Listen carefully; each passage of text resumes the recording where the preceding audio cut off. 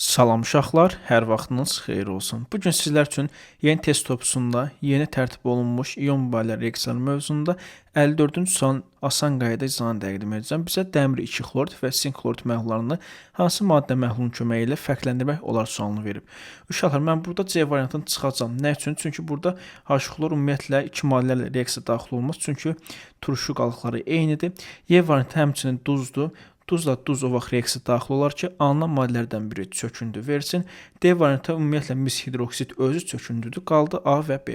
Uşaqlar, B variantı diqqət edirək. Gümüş nitrat. Gümüş nitrat məsələn üçün dəmir 2 xlorla reaksiyaya daxil olub. Bilirəm ki, gümüş xlor çöküntüsünü əmələ gətirəcək.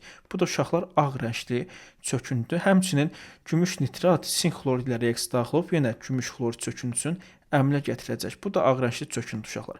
İkisi də ağ rəngli çöküntü olduğu üçün, yəni eyni çöküntü əmələ gətirdiyi üçün mən məhlulda bunları seçə bilməyəcəm ki, bunlarda dəmir 2 xlorid və yaxud da sink xlorid var. Natrium hidroksidə baxın A variantına uşaqlar. A variantda natrium OH ilə 2 valentli dəmir reaksiyaya daxil olub. Deməli, dəmir 2 hidroksid, yəni yaşımtıl rəngli çöküntü əmələ gətirəcək.